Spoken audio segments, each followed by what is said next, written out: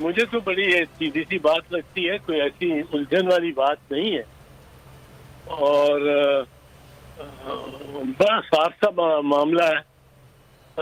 मामला ये है कि किसके पास अक्सरियत है। ये आइन का मसला है। आइन इस बारे में बड़ा वाज़ेह है, कोई इसमें कोई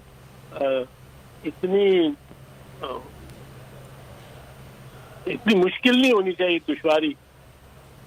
आइन ये कहता है, और क्योंकि जमहूरी आइन है, इसमें उसको हुकूमत बनाने का हक है जिसके पास अक्सरियत हो मेंबर्स की।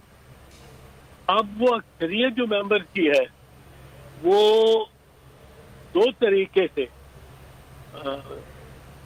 उसके दो रुख है दिखाने। एक रुख ये है कि हुकूमत यानी परवेज़ इलाही वो साबित करें कि उनके पास अक्सरियत है और इसमें 186 मेंबर चीफ मिनिस्टर परवेज़ इलाही को इस सूरत हाल में दिखाना पड़े। दूसरी सूरत यह है कि जो हिज़्ब इख्तिलाफ है वो उस हाउस में वो दिखाए कि उसके पास 186 मेंबर है। अब इसमें पहली सूरत उस वक्त होती है जब कोई अदम एतमाद की तहरीक पेश, अगर अदम एतमाद की तहरीक पेश हो तो अपोजिशन को ये दूसरी सूरत है। सॉरी, ये पहली सूरत उस वक्त होती है जब गवर्नर चीफ मिनिस्टर से कहे कि आप बताएं कि आपके पास मेजॉरिटी है कि। अब गवर्नर यूं ही हवा में नहीं रोज बैठा हुआ हर दूसरे दिन पूछ ले चीफ मिनिस्टर से कि मुझे आप बताएं आपकी मेजॉरिटी है कि नहीं। उसके पास ठोस हकायक होने चाहिए और ठोस हकायक में ये जरूरी है कि देखें कि पीछे जो ये हुकूमत चलती रही है इसमें कोई बिल है जो डिसमिस हो गया, मुस्तरद हो गया, जो गवर्नमेंट लाई है, कोई और तहरीक है जो गवर्नमेंट लाई है और वो मुस्तरद कर दिया हाउस ने।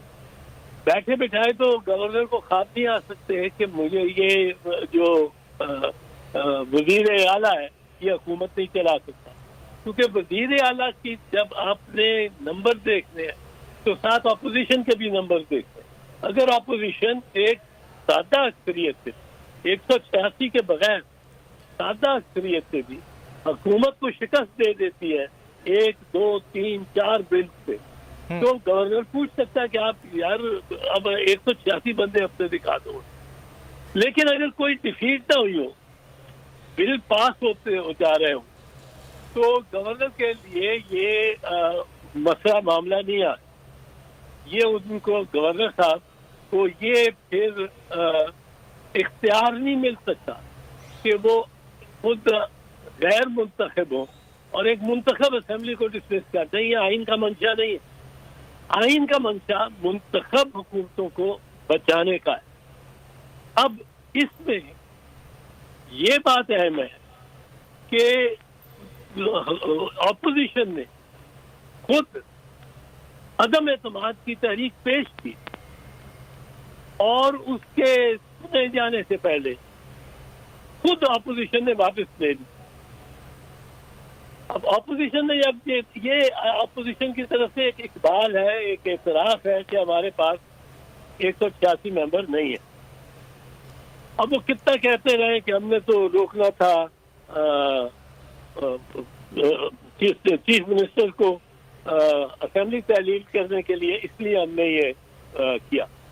अब आगे देख, बड़ी सिंपल सूरत हाल ये है कि अपोजिशन ने अदम एतमाद की तहरीक पेश की। अदम एतमाद की तहरीक पे उनको 186 बंदे लाने थे, मेंबर लाने थे। वो 186 मेंबर लाने की बजाय उन्होंने वो तहरीक वापस ले ली। लिहाजा उनकी तरफ से इकबाल हो गया कि उनके पास अक्सरियत नहीं है। अब गवर्नर साहब ये सोच रहे हैं तो गवर्नर साहब नहीं ये सोच रहे हैं।